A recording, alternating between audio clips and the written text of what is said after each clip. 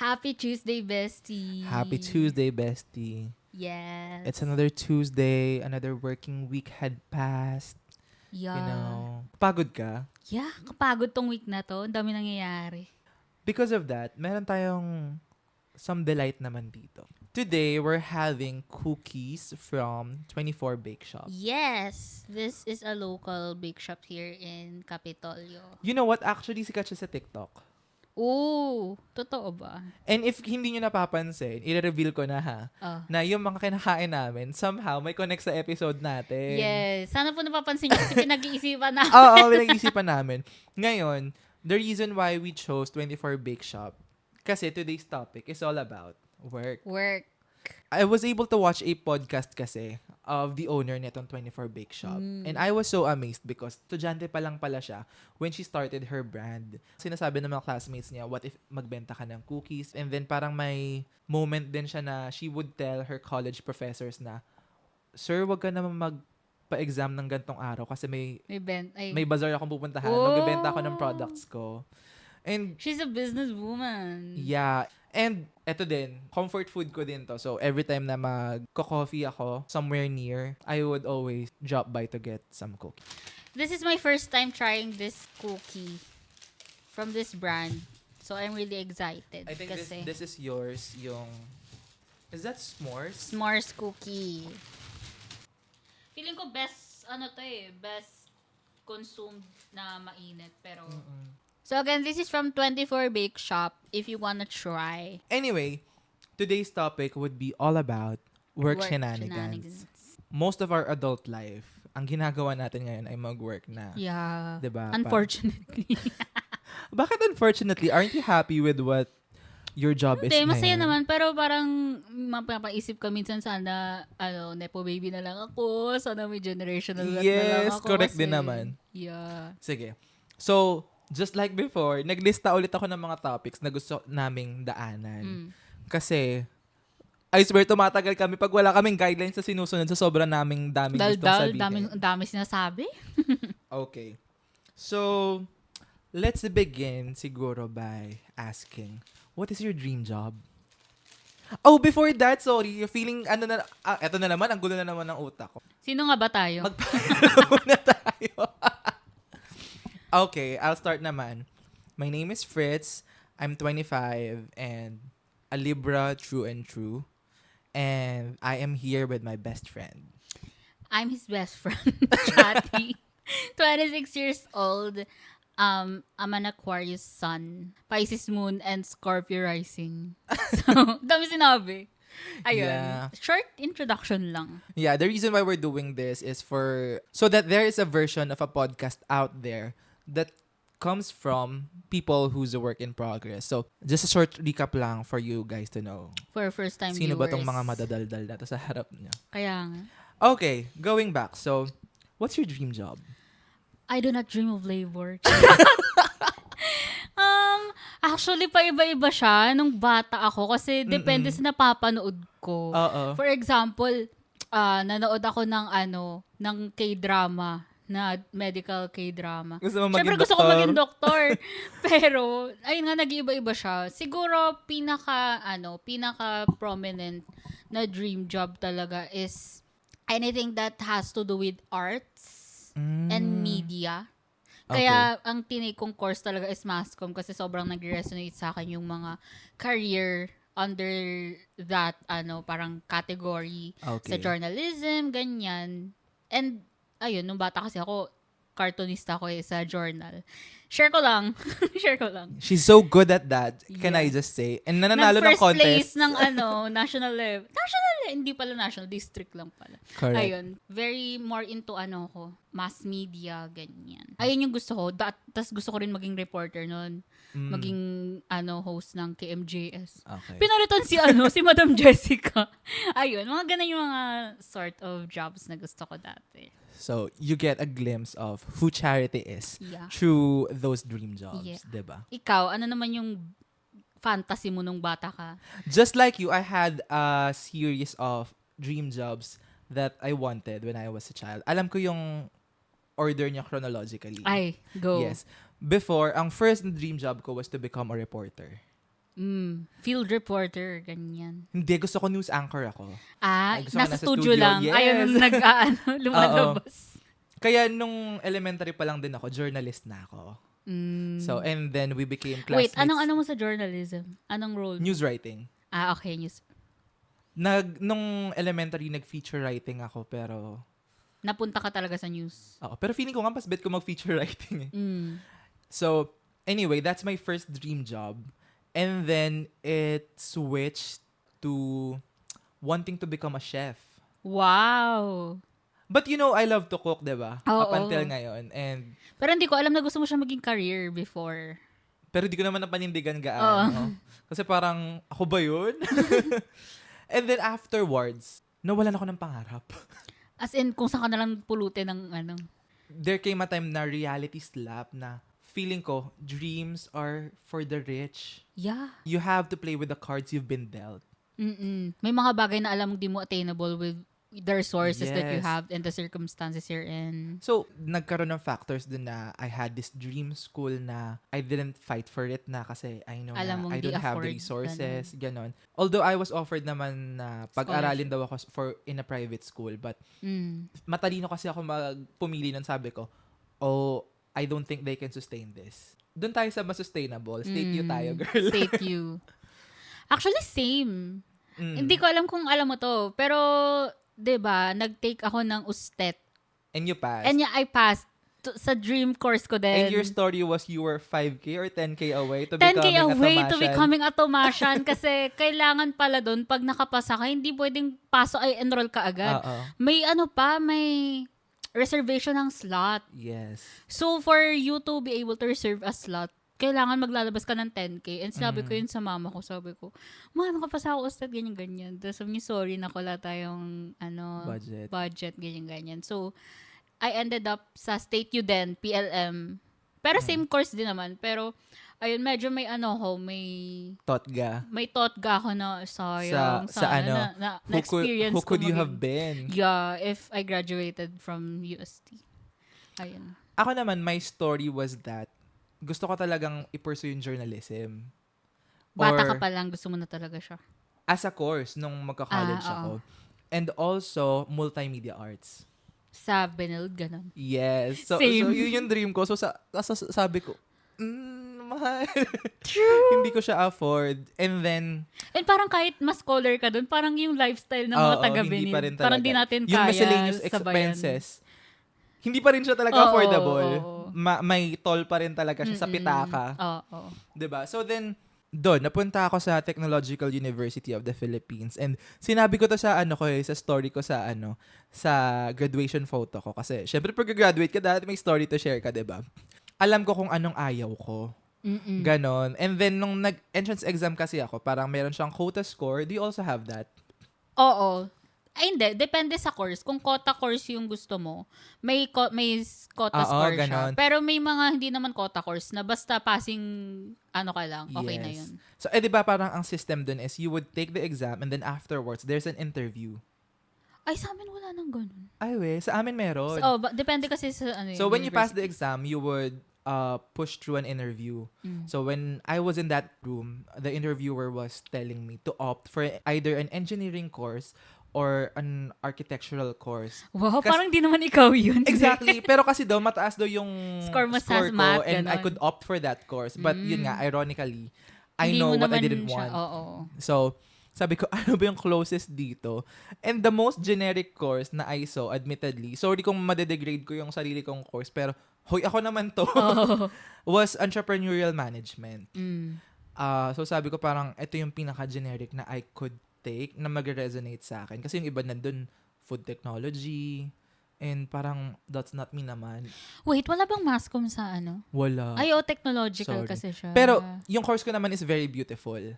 Hindi lang siya basta-basta business administration. It talked more about, or it discussed and tackled more about technopreneur. So, very bago na.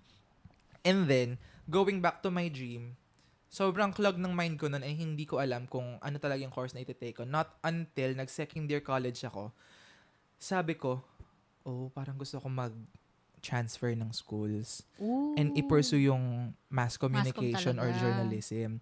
So, fortunately, consistent dean's lister ako noon.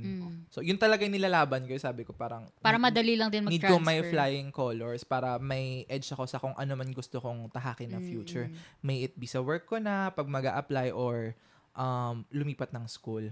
And then, come the second semester of second year, ang hirap ng mga pinagagagawa namin, nabigla ako.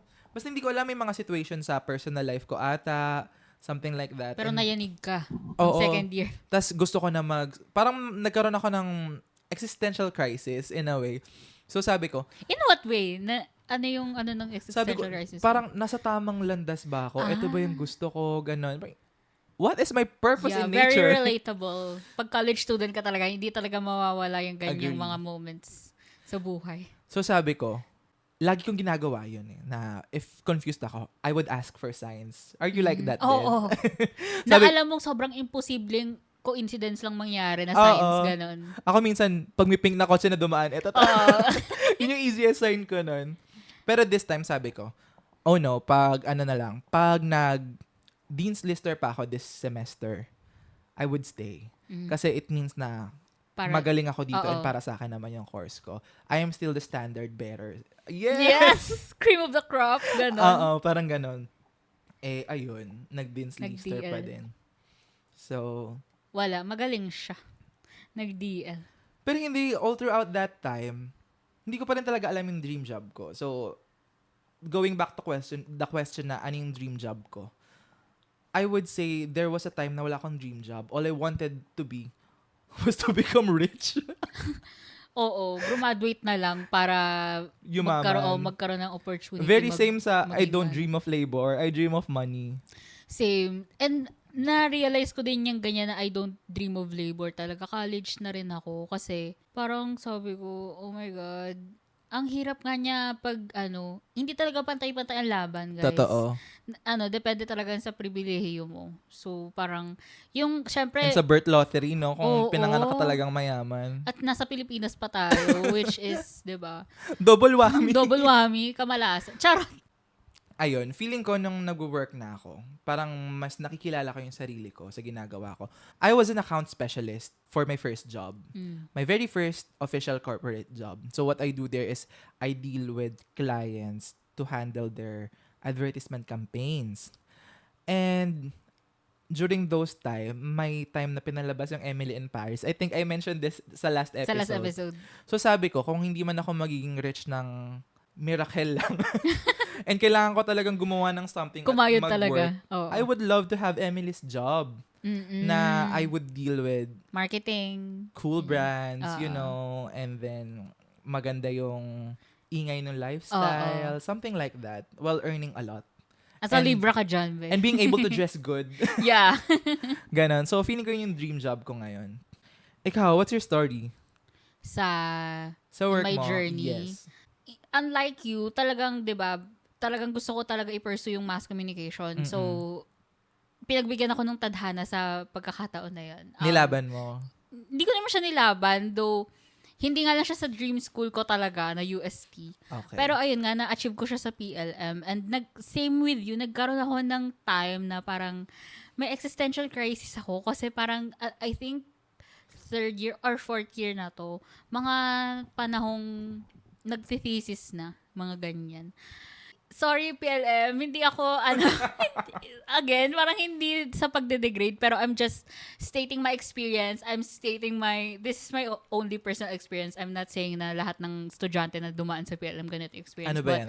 Kasi, at alam to ng mga kabatch ko, nung batch kasi namin, ang daming professors na magagaling na nagsialis sa PLM, sa school namin. So, sa college pala namin. Kasi hindi sila pabor sa pamumuno nung president ng school namin that time. So, parang na-compromise kami ng mga naiwang students kasi, una, may shortage ng faculty. Tapos, ang nangyayari tuloy, hindi naman talaga expertise ng mga faculty na na-assign sa amin yung mga subjects. Feeling ko, nung time na yun, para kaming yung bare minimum ba? Nagkaroon ako ng times na pauwi ako nun from school na parang alam ko na malapit ng graduation eh. So parang napapaisip ako na parang, ito na ba yun? Ito Parang na ba hilaw ka pa. Oo, ito na ba lahat ng kailangan kong malaman as a future, ano man yan, kung anong field man yung tatahakin ko sa media field, sa mass media field. Sabi ko parang, I don't feel ready yet. And parang feeling ko hindi pa ako fulfilled sa mga natutunan ko sa journey ko as a 4-year mass comm Parang hindi student. enough yung bala mo sa Oo, mas malaking gera. Tsaka ako kasi, diba, may mga friends din tayo na mass comm, si Thomas, si Arian. Yes. Sa PUP naman sila. Based sa mga naririnig ko ng story sa kanila, parang feeling ko, hala, bakit wala kaming ganun sa curriculum But namin ano or ba yung story something? nila? Anong ginagawa nila na wala sa inyo? May immersion talaga sila. Si Arian kasi, sabi niya parang may immersion sila sa parang mga radio broadcasting something. Pero nag-news anchor siya for a while, no? Oo, may mga ganun sila. Though sa amin naman, may professor kami na talagang from that field. GMA, former GMA. I don't know if he's still a reporter, pero he used to be a reporter sa GMA. And rin kasi siya, a graduate din ng PLM. And okay naman yung namin sa kanya, yung experience namin sa kanya, but I don't feel like we had enough exposure sa totoong katulad ng nangyari sa kanila na may exposure talaga sila sa kung ano nangyayari sa totoong buhay. I don't feel ready. And yung kasi, di ba, may mga major subjects. Yes. Yung ibang professors na binigay sa amin that time, parang I don't feel like they really gave justice Sa subjects? Parang I feel like mas okay siguro kung ganito yung sa ganito. si former PLM Oo. prof yung nagturo sa amin. May mga ganun akong So parang sabi ko, am I competitive enough once nakagraduate ako? Parang may ganun akong existential crisis, no? Na parang sinayang ko lang ba yung 4 years ko? May ganun ako nangyari sa buhay ko. Pero, ayun nga, nung graduate naman na ako, ayan, job seeking na, ganyan-ganyan. Tapos, nag-apply ako actually sa GMA as a writer. Naghanap sila ng content writer sa online, nila. Di ba may website yung GMA? Okay. So, parang general writer. Oo, general writer ng mga articles Okay. online. Ganon. Kasi, sinabi ko rin sa sarili, ayun yung parang dream job ko noon. Kasi, nag-excel ako nung college sa writing. May it be feature writing, script writing. Okay. And, hindi ako masyadong nag-excel. Actually talaga, ang peg ko nun, sabi ko, pag nakaka-graduate ako, gusto ko reporter din, katulad sa'yo, or like, reporter or news anchor, or na-enjoy ko siya, pero sabi ko, ang rigorous. Kasi, kung hindi nyo alam, guys, pag field reporter ka, ikaw na yung kumuha ng data, ikaw paggagawa ng sarili mong script, Magko-consolidate. oo, tas ikaw pa yung magre-report. Tapos may follow-up question pa si Jessica sa paano na lang yan? Oo. Paano kung wala ka pang tulog, bangag-bag ka, tapos may pa-quiz pa si Maring Jessica sa And oftentimes nangyayari yun. Totoo nangyayari sa mga reporters yun. Yung wala silang tulog, Oo, ganon. tas ang layo. Tas imaginein mo, kunyari may sunog. O kailangan na bang may apoy, nandun ka na para nakikita sa news nyo yung tapos alam mo yun, ang rigorous niya na process. So, hindi siya, nalaman ko, hindi pala biro yung mga gano'n. Okay. Nakala ko for clout lang na okay, nakikita ko sa TV, ganyan. Kasi di ba makikita nyo exposure niyan, saglit lang. Kasi iba-ibang reporter You know what? per I news. know that. Kaya ang dream ko is news anchor. News anchor. Kasi doon ka lang studio, di ba? Nakatuxedo lang ako. Aircon, di ba? Oo. Pag reporter pala, danas na danas. Yung mga prof namin noon, na reporter nga, sinasabi nila, sila yung na-deploy nung Yolanda, nung Ondoy. So, grabe daw talaga. But you Buhay know talaga what? siya. Huge salute sa mga Salute. reporters natin. Yeah. If it weren't for them, hindi natin malalaman ng totoong state of the nation. State of the nation. Di ba? Yeah. So, iba na lang din talaga respeto ko sa mga reporters. Agree. Di ba? Kasi alam ko talaga yung pinagdadaanan. And meron din naman kaming mga times na kami, pinapagawa sa amin yun. Like, naranasan kong dumalo ng mga pagpupulong nung may jeepney face out. So, talagang ibang klaseng work talaga siya. Parang more than 8-hour job talaga siya. So, Correct. and they're And underpaid. above that, iisipin mo pa kung paano ka magmumukhang fresh sa harap ng Oo, camera. like sa dami ng pinagdaanan mo, girl, makikisak sa mga nakikiba ka doon, tapos dapat pagkita mo sa TV, fresh ka. Oo. Ang hirap nun, guys. So, minsan Yes. talaga di mo na makikita yung pamilya mo pag reporter ka. Totoo. Ganon. So, anyway, going back, ayun nga, sabi ko, parang ang dream job ko na lang pala, yung mas laid back naman. So, sa writing tayo mapunta, ganyan. Kasi, syempre, ang hanap ko nun, something na ine-enjoy ko, and at the same time, maganda naman yung pay. Okay. Kasi, syempre, ayun nga, mahirap lang tayo, girl. So, ayun nga din yung reason ba tayo nag-aaral, diba? Oo. Para maka-earn once nasa workforce ka na, ganyan. So, nag-apply ako and unfortunately, hindi ako natanggap. So, parang... First devastation mo ba yan? Oo. First devastation ko talaga siya kasi parang sabi ko. And ito pala guys, hindi biro ang commute pa GMA. Yes! I'm from ang layo. Tondo. I'm from Tondo. Tapos, syempre may job interview. So, sabi ko, di ako pwede mag-commute kasi, hindi ko Tondo to kabisado. Kamuning, no? Hindi naman ako familiar sa place ng Kamuning. And meron kasi sa aking notion na pag EDSA yung dadaanan mo, sobrang haba ng traffic. So, sabi ko, baka malate ako. So, nag-angkas ako, ganyan. And ang MRT that time, sobrang... Armageddon ng MRT. Yes. Dahil wala pang carousel before. Kala mo nasa dystopian movie ka. Oo, sobrang haba ng pila sa MRT. So, danas na danas talaga. Naalala ko nun, job interview ko nun. Tapos may tests, like, magsusulat ka ng sample article, Okay. tapos may timer, ganyan-ganyan, something like that. Tapos, so nag-angkas ako papunta, pa-uwi, hindi ko alam paano, sabi ko, shit, ganito ba mangyari sa akin pag natanggap ako dito? So parang, blessing in disguise na lang din siya na hindi ako natanggap kasi parang, baka danas na danas ang buhay ko kung matanggap ako dun kasi grabe talaga ang traffic sa EDSA. So, ayun, wala akong choice nun kundi i-grab kung ano lang yung meron na opening na feeling ko naman is some way connected naman sa course ko.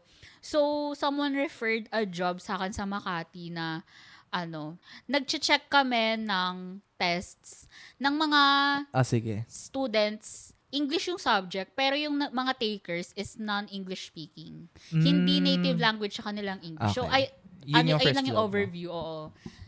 So, ganun. So, okay naman yung pay, pero kasi parang I felt like wala siyang growth.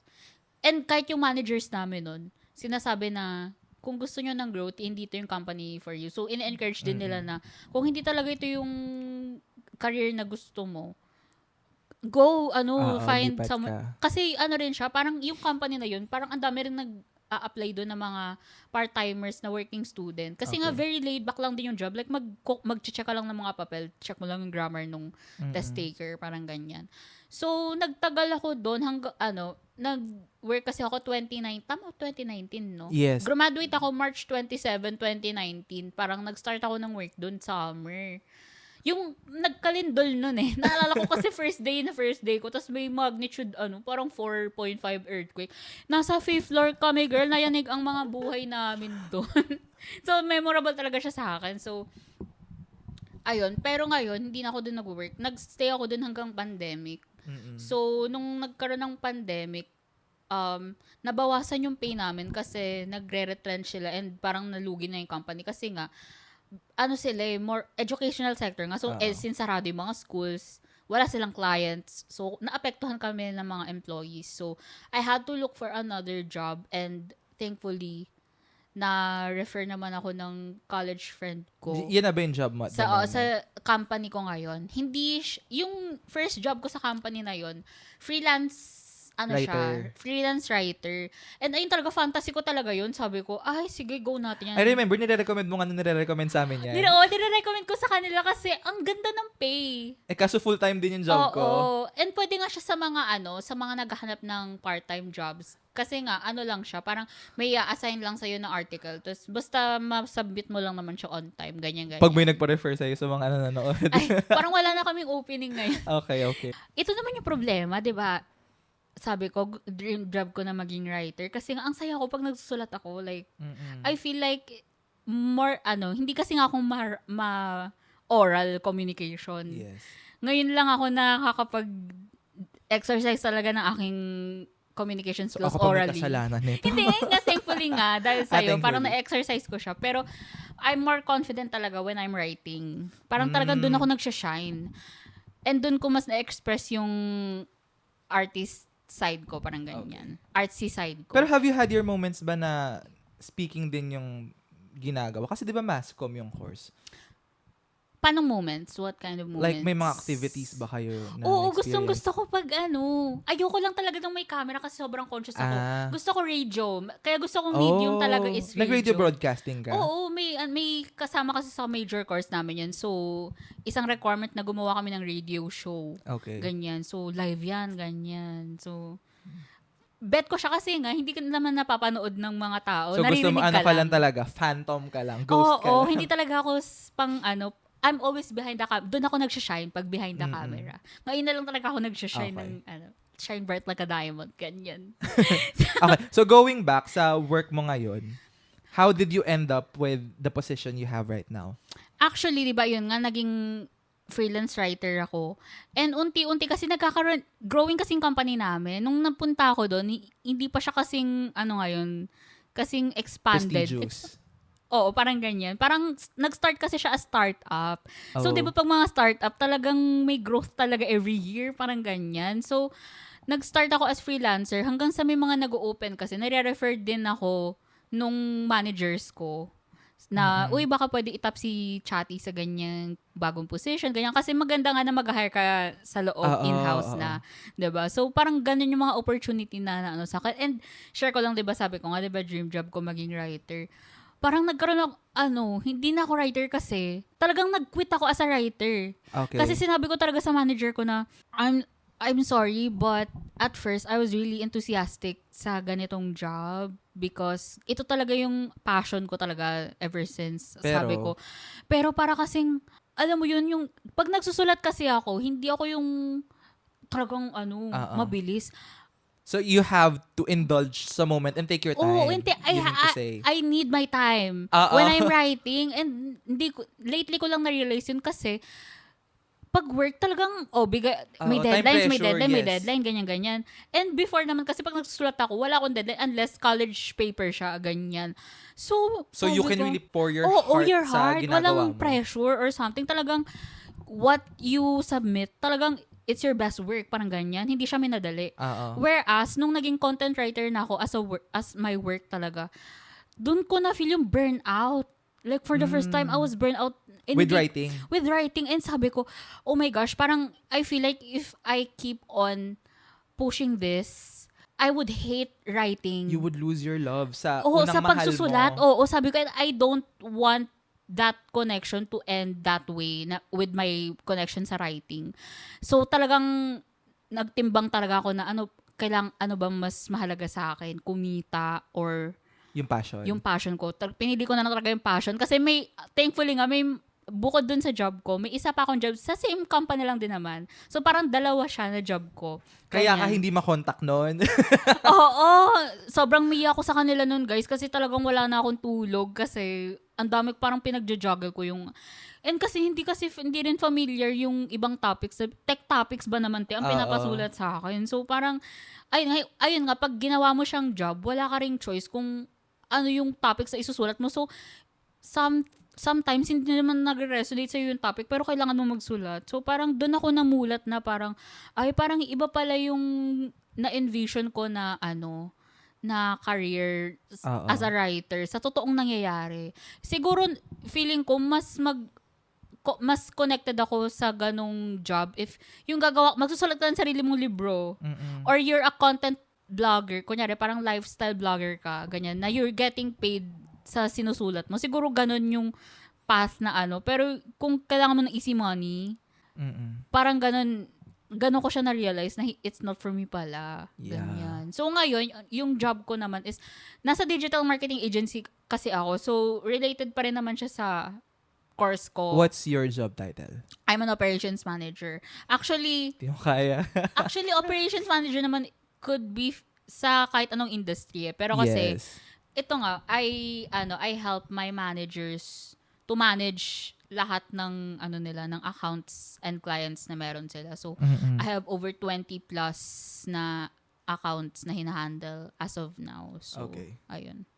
Ayun ang work natin ngayon. And thankfully naman, align pa rin siya sa sa course. Oo. Hindi para masayang ang 4 years sa PLM. Diba? True. Ako naman siguro may story to share regarding that. Kasi ako, 'di ba, ang press release ko sa inyo kanina, I was that someone who's not very certain about what his future would look like. Wala nga akong dream eh. People would say na if you're not aiming for something, you're aimless. Malabo kung saan ka mapupunta. And luckily talaga, parang may mga stars na nag-guide sa akin na, okay, dito ka. So far, tama naman yung mga landas na natahak ko, fortunately. You know what happened? When I was in college, may inferior feeling na ako nun eh. Sa course ko na parang hindi siya board course. It doesn't have any board exam. Baka too generic siya. For me, ganun. Kasi yun sa course din namin, parang tinuturo sa amin na pwede ka sa gantong industry, you could be in the advertising industry, you could go sa finance. Kasi parang ang general din ng entrepreneurship, di ba? And as a student, I feel overwhelmed. During that time, please, I want something specific. Ituro nyo sa amin to.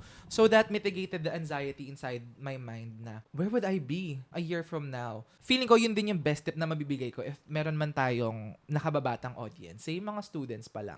The best tip for you right now is to not worry about the future, but just deal with what you have at the moment, diba? You can only take care of the plate you're brought with today. So, let tomorrow worry in its own. So, ganun yung ginawa ko. Nag-aral lang ako na nag-aral. And sabi ko talaga, I promised myself na I have to graduate with flying colors. Because that's the only edge I have pag nagkaroon na ng interviews. Luckily, I graduated with Latin honors. Yes. Diba? Pero it's not something to brag about, sa totoo lang. Most especially pag nasa ano ka na. Nasa work ka na. Working world ka na. Kasi you would really begin from the very start. Walang special treatment. Anong class valedictorian ka? Doon, mag-map ka. Something like Magtimpla ka that. ng kape. Ganun. Yes. So, pag graduate ko, sabi ko, napagod ako. Kasi yung course pala namin, by the way, hindi kami yung usual na curriculum na on-the-job training na punta ka sa isang office, Tapos mag-immersion ka doon. mag-immerse ka doon. No. In our course, you really have to put up your own business. Kasi nga, entrep kayo, diba? Yes, oo. So, you need to provide your own capital. You need to run it. You need to balance the books. You need to get permits, everything. So, lahat ng pinagdadaanan ng totoong businessman and businesswoman sa totoong buhay. I could safely say na I was a business owner Yes. for a time. I used to be. Pero it did not resonate with me. So, ayun, pinaandar namin yun. And during one of the moments, kasi kami din yung nagluluto, Oo. napaso ako. Ay. Natapunan ako ng as in boiling hot Mantika. oil, yes. So, dito, may scars pa rin ako dito na fortunately, na siya, medyo nag-fade na, hindi na ganun ka-visible. Grabe yung ko nun, parang during that time. Naiyak na ako kasi bukod sa sakit, parang sabi ko, pagod na ako. Kasi ang dami kayo lahat gumagawa. Oo, gigising ka diba? sa umaga, ikaw mamamalengke, ikaw magluluto, ikaw magkokoncoct ng sarili mong recipe. Diba? So, something like that. But, kaya sabi ko talaga, pag may nag-discredit sa akin na nag-Latin honors ako, parang, you cannot take away from me what I experienced and what I've learned. Kasi first-hand talaga siya. The sufferings. Oo. So, after nun, graduation. Shit, I'm basking in the glory of my success. Thank you sa congratulations mo. Kunyari, wala lang sa akin, pero, andito na yan. Oo. Nanamnam ko yan. So, thanks for that. So, sabi ko, pahinga muna ako.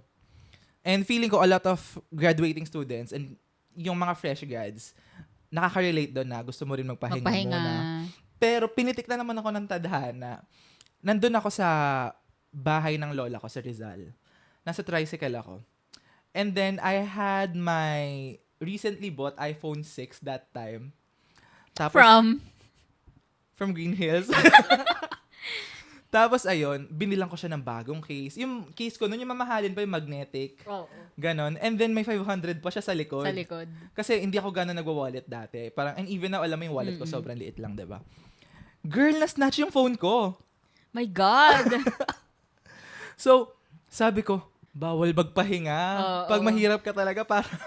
Tara, wala tayong choice. Oo. Bangon, work. So, ang ginawa ko that time, aimless na naman ako actually. So, parang ito yung wag yung gayahin, please. Ang ginawa ko lang that time, spam ako ng application. So, JobStreet, Indeed, online job application. Sabi ko, sige, kung anong unang mag-offer ng pinakamataas, go. And then sa Get sobrang natin. kasipagan ko, there's this one day ng interview. 3 companies pinagsabay-sabay ko Ay, taray. puntahan. So Mm. sabi ko, sige, kahit ano dyan, go ko. So yung second one, yung pinakamataas yung offer. Yung advertising company, sabi ko, okay, get ko to. So first sweldo, cellphone agad. Cellphone agad. Men, valid naman. Hindi tayo makaka-survive Oo. sa corporate world nang walang cellphone. But you know what? Surprisingly, during nung interview, I answered the right questions, I think. Kaya ako nag-end up dun Sa na job nakuha na ko yun. yung job na yun. So, in this moment, gusto ko sanang daanan natin. How do you get past through job interviews? Parang feeling ko hindi ako yung best example Hindi, ng let's go with how did you get that job? Feeling ko swertihan talaga. And talaga nangangailangan sila ng tao. Kasi naalala ko yung first job ko, maning-mani siya, girl. Ang ginawa ko nun, umakyat ako sa building, tinanong ko, dito po ba yung ganito? Eh di go, dito daw. Eh di pinag-exam ako kasi may exam yun. Tapos pag napasa mo yung exam, parang English test. Ganyan. Okay. Kasi nga, di ba yun yung nature of work? Mag-grade ka ng English test papers, ganyan. So, eh di yun, nakapasa ako doon. Tapos inano agad ako, schedule agad ako for interview. So, yung mga tanong very basic lang talaga na parang yung kung ano expectations mo sa job, ganyan-ganyan. More on admin-related questions na ganyan. So, ayun yung first experience ko. Natanggap ako, parang feeling ko nga walang tama at maling sagot. Parang talagang tinitingnan lang nila yung preferences mo, ganyan-ganyan, something like that. Kung anong shift gusto mo, mga ganon. Hindi siya yung interview na titignan talaga kung qualified ka. Kasi nga parang yung test na yung magsasabi kung qualified ka o hindi. So, ganun siya. Kaya nga sabi ko, diba, parang sortihan lang siya. Kasi, alam ko naman na magaling ako sa English. Kasi, So, confident oo, ka doon. confident naman ako. So, ganun. So, ayun yung first experience ko. Second experience ko, same lang halos. Kasi, very friendly talaga tong company ko. Very open sila sa mga tao kahit walang experience. Kasi, they believe in training people talaga who are willing to learn. Okay. So, feeling ko, depende rin yan sa company na mapupuntahan mo kung gaano ka-competitive yung nature nung company. Ganyan. And kung gaano rin ka-competitive yung job, what do you call this? Yung mismong job na a-applyan mo. And for me kasi, kaya nga I cannot share something na mga tips and tricks, ganyan-ganyan. Kasi parang feeling ko yung mga napunta sa akin, very easy mode. Okay. Easy mode, easy mode na mga job interview experience yung napunta. Feeling ko ikaw, do you have any challenging, parang job interview questions? Ganyan. Yes, kasi dumaan ako dun sa conventional way na pag-a-apply ng job eh. So, during my first job, ito kwento ka na. So the first step that you have to do is mag-apply, of course. Oo naman. Look for a job that fits what you can do. Ideally, what you can do. Ngayon, the job that I applied for the first time required 2 to 3 years experience. And they're welcoming fresh graduates. So, Make it make sense. So- Saan namin kukunin yung 2 to 3 years kung nag-aaral pa kami? I will tell you na it happens a lot of times. Maghahanap ka ng job, they say na parang they're welcoming fresh grads, but may part doon na Preferably. na requires 2 to 3 years experience. Don't be discouraged with that. Huwag kang ma-intimidate. Mag-apply ka pa rin. Remember, you have nothing to lose. Hindi ka mawawalan ng kahit ano with trying. So with that, send as many applications as you can. 'Di ba? And Basta then, alam mo na, bet mo naman yung pinagsisendan mo, no? Ng ako nga applications. actually kahit hindi na eh.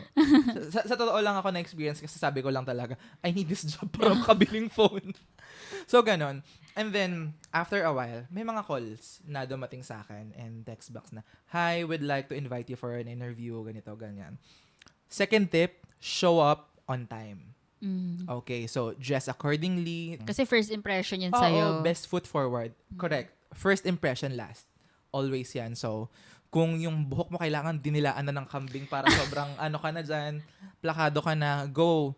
Just show up and present yourself nicely.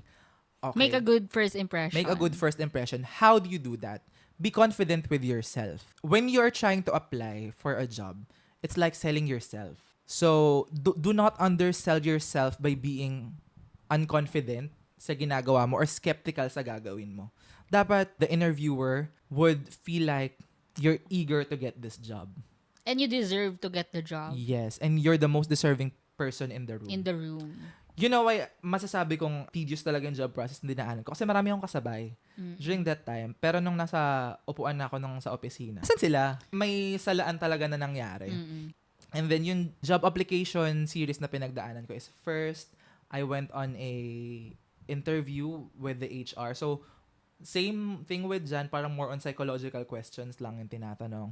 And then after I passed, they gave me 2 exams. First one is parang psychological assessment din. Then second one is yung technical exam.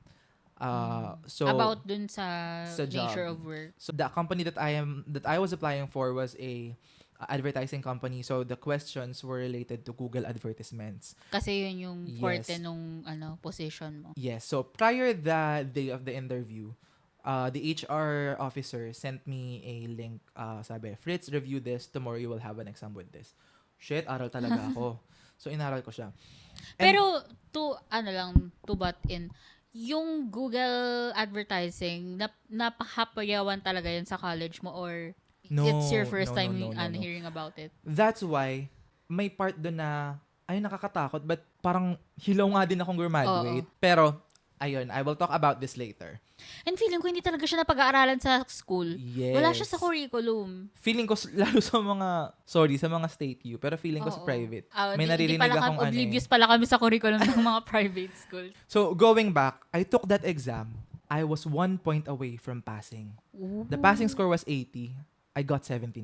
Ooh. So, Pero not bad as isang araw lang nag-review parang about 4 the hours topic. ko lang siyang binasa. Diba? So, they gave me another chance. Kasi isang point Oo, lang sabi, naman. Fritz, bigyan ulit kita ng isa pang chance retake mo bukas. So, after ko mag-retake, parang naka 93, 94 ata ako. Taray. So, okay, proceed. So, diba, you just have to capitalize on the confidence na and the hard Hindi, work. kaya ko to. Kasi I really have nothing to lose. Yeah. I have 7 pesos and a dream. So, ayun. And then, in-endorse ako sa interview with the division manager. So, the question there was very cliche interview questions. Where do you see yourself in 5 years? Sige, tayong dalawa muna. Ganyan din mga tanong sa akin, di ba? Sabi ko Tayong nga, dalawa very, muna. Can you remember what you said before? Hindi, actually. Pero at the moment, if you were asked, what will you say? Where do you see yourself in 5 Actually, years? tinanong sa akin to last year or last year. Kasi parang may gano'n na parang siguro pag nakita nila na nagre-restructure yung company, iniisa-isa nila yung mga employees. So, tinatanong. Sabi ko, I'd still be here. I can still see myself in this company kasi hindi ko pala nasabi, for context lang, yung work ko ngayon is fully remote. Based sa US yung company ko. And I work there full-time. Ayun, sabi ko sa manager ko nun, parang I can still see myself working here. Kasi working here is really fit sa lifestyle na Gusto mo? Oo, na nag-work sa akin. Kasi, yun nga, sobrang privilege talaga na maging work from home or work from anywhere actually. Yes. Yung CEO namin i-ano ko na lang, hindi ko na lang sasabihin yung name, pero kasi yung CEO namin, namumundok siya. Siya yung sobrang adventurous niya. So, ganun talaga yung vision niya sa company, na magtayo siya ng company na may employees who can work And live anytime, life. anywhere. Oo, talagang work-life balance ang goal niya sa mga employees niya. So, And not to mention, you have unlimited leaves. I have unlimited paid leaves. Ang wala lang sa amin, yung mga bonuses. Like, Okay na. Okay. pero ayun. Okay. Ayun, so parang, ayun yung sinabi ko sa kanya. Hindi siya more on the position, Okay. but more on seeing myself in the company. Kasi nga, ang dami ko rin pinagdaanan na position sa isang company lang. Parang, Totoo. pangatlong ko na to, position ko na to sa I became first, 'di ba, freelance writer ako. Tapos naging ako SEO specialist ako. Tapos ngayon operations manager. So parang sa akin wala na, actually at this point wala na akong pakialam kung sa 5 years na ba yun OM pa rin ako or iba na yung ko, kasi alam ko naman na You're in good hands.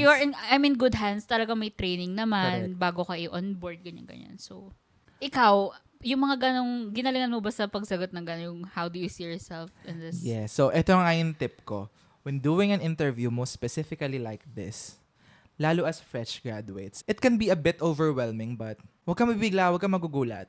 Breathe, ganon. And my tip really is to answer their questions with the answers you think they'd like to hear. To hear. Oh. Going back, when I was asked, nung sabi, where do you see yourself in 5 years? So, ang sagot ko ata dun, if I can remember correctly, I see myself as a loyal employee. Should I get hired, I think I still see myself working in this company, but with an upgraded position. Since I know in myself that I pour a lot of hard work in what I do. So, one way or another, I know that I would take that step. So, may ganong confidence. So, agad nakita ako. nyo yun, ang sagot niya is something na the employer would like to hear while also selling himself na, ay, kasi magaling ako, alam ko sa sarili ko na magaling akong employee, so, loyal na nga ako, and nag-thrive pa ako, kaya ko mag-thrive sa kahit anong position. But, Diba? alam mo, I have to be honest. Work in progress. Okay. I think I outsold myself during that time kasi Nung parang sinabi mo yun. there was a moment na nasa company na ako. Sabi sa akin, Fritz, what happened to you? You started strong. God! Ay. Remember yung time na nagpakalbo ako? Oo. I was so stressed with work that Oh my time. gosh. So feeling ko yun yung learning curve ko na, ay, kailangan siyang pagdaanan. Bakit ano ba nangyari sa'yo? What Hindi ko happened to ata you? na-reach yung targets Quota? ko. Oo, mga ganun. Pero, nag-bounce back naman ako. So, 3 years after nga, as I Na-promote told you, na-promote ako. And that was a time na naka-halt yung promotion sa amin. Kasi parang, syempre, pandemic happened and the company was dealing with something financially. So, sabi ko, hala, sobrang big deal nito sa akin. Kasi hindi lang siya basta-basta binigay kung kanino. Pinagkatiwala siya sa akin. And hindi siya binigay agad-agad. So, I went on a 3-month training and assessment process. So, tedious din siya. Ayun, yun yung masishare ko sa inyo. Yun yung tip ko when doing interviews. And pinaka-importante, I think, and Charity would agree on this na you have to research kung tungkol saan yung company. Kasi Totoo naman. kung pupunta ka doon wala kang bala, mahirap. Yeah. Have you experienced something rather unlikable with the job culture in the Philippines? Oo. Yun nga yung na-mention ko kanina, yung overtime. Na parang hindi Pero like with with office mates. With my office mates, parang wala naman. Kasi, nung nag-work ako, parang wala naman akong naka-work na masakit sa ulo na manager or something. Oo, parang fortunately naman, sa experience ko as an employee, parang wala pa naman ako na talagang, ano ba tong manager na to? Parang masyado namang demanding. Yung mga ganong eksena. Ikaw ba? May ganon ka ba? Yes. Na nabubuli ka ba sa work? No. I or wasn't something? bullied. No, hindi tayo papabully. So, may eksena lang sa amin na parang, kala mo na sa Pinoy Big Brother house ka na. Sa dami ng issues na nangyayari. And girl, masakit siya sa ulo, but believe me or not, I was thriving on that. Parang na-enjoy For ko the na drama. may gano'n na I live for the drama. Gusto ko may puksaan na nangyayari. Para, alam mo yung bukod sa ginagalingan mo sa work, may social issues ka rin na dinideal with. Kaya sabi ko talaga, feeling ko, okay ako either way. Kasi at the moment, fully remote din yung work ko. And previously, nag-office ako. So sabi ko, I love the happening. Gusto kong nakita how the story unfolds. What I'm trying to say is, sa working culture sa Philippines, I experienced na magkaroon ng medyo chaotic na ganap. And naka-experience din ako ng taimtim, matahimik lang yung work lang talaga kayo. It could happen. So brace yourselves. Oo, hindi natin alam, maganda nga yung company, 'di ba? Pero yung mga employee pala may mga conflict within departments, ganyan. Ayun yung mga hindi sinasabi sa atin ng HR during the interview. So, brace yourselves na kung mangyari man sa inyo yon, you should work professionally. And also, it's okay to quit if you think that the nature of the office culture is taking a toll sa mental health mo. And kung apektado ka I think talaga. it could come from a place of privilege when we say na it's okay to quit. Kasi what if wala talagang Oo nga, choice? wala talagang choice. Pero yun, oo, sige. Pero ayun nga, parang titimbangin mo Yes, kung ano oo. yung Pero kung life and mas death na importante talaga, sa'yo. Oo. huminga ka. Oo. Pero yun nga, brace yourself sa mga job Yes. seekers pa lang ngayon. Okay, I think so much for that. Siguro yung streamlined na lang na thoughts na gusto kong sabihin is that working in the Philippines could be so much to deal with. So the best thing that you can do is improve yourself day by day, no matter if you're still studying or kung working ka na. Because those steps, those things you do for yourself will pave the way for your future then. So it will pay off, believe it or not. Yes. So let's move na nasa for here and to go natin. Yes. Let's wrap this up by sharing our for here Okay. to go. For the newer audience, every time we end our podcast, we have this summarized thoughts divided into two parts for here and to go. For here are the thoughts, values, moralities, etc. na we would put here na lang, iwanan na lang namin dito. And then yung to go naman are those things that we would take with us along the way. Sige, ako muna. Siguro yung for here ko is yung pagiging aimless ko before. Napunta ako sa first job ko because Atat na atat ka. ako. Parang mga coincidence lang siya. This time, I want to be in charge. So, iwanan ko na yung pagiging aimless. Yon, ikaw. Siguro nasabi ko rin siya kanina, 'di ba, na tinimbang ko kung alin yung mas mahalaga sa akin, yung passion ko ba o yung kumita. And I know this can differ if you're coming from a place of privilege and if talagang kailangan mo siya for your survival. But this is only my personal take. This doesn't apply to the general public. So, ang for here ko lang based sa aking naging experience is don't let capitalism Eat you. eat you. Kasi bago ako makapunta sa ganong decision, 'di ba, hindi ako mapupunta sa ganong estado na na-burnout ako kung hindi ko siya pinatagal. It was a learning curve for me to realize na hindi pwedeng palaging pera-pera na lang Okay. ang career. For some people, unfortunately, they don't have a choice. But for me naman, I'm thankful and I'm very blessed na I had the choice to walk away and i-prioritize yung passion ko talaga rather than magpakaalipin sa salapi. Diba? Ayun yung personal for here. Yeah, I'd say that's valid. So, to go, do you want me to start ulit? Yeah. To go ko lang siguro is to dream bigger, I think. Kasi yun naman yung commonality nating lahat na nag-work. No matter kung saan ka man, we always have this dream. And I could say na dalawang bagay lang yan. Pag nangangarap ka na, one step ahead ka na. Kasi the first thing is for you to dream. Pangalawa na lang poproblemahin mo. Paano siya tutuparin? So, that's my to go. Yes. Ang very pampelikula. Oo. My for to go, this became a realization actually for me when we started this podcast. What's that? That is that I shouldn't limit myself to the things that I can do. Kasi before starting this podcast, meron akong sa sarili ko na, hindi ako magaling na public speaker, hindi ako magaling sa harap ng camera, hindi ako, You're doing very well. Can I feeling just ko say? rin kasi, factor na ikaw kasi yung kausap ko, feeling ko kung ibang tao yung kaharap ko ngayon, I wouldn't be this like confident and Thank very you. laid back. I Parang take that as a ganyan. compliment. Yeah. So, parang ngayon ko lang siya na nakikita na, oh my gosh, I did that. Pag pinapanood Pwede ko ka pala maging si Chris Aquino. Oo. Pag pinapanood ko yung episodes natin, parang, oh my God, parang hindi ako to. Parang, and ayun nga, parang na-realize ko na masyado ko lang bang minamaliit yung sarili ko sa mga bagay na kaya ko naman pala talagang gawin. So, don't limit yourself to the things you think you can't do. Yeah.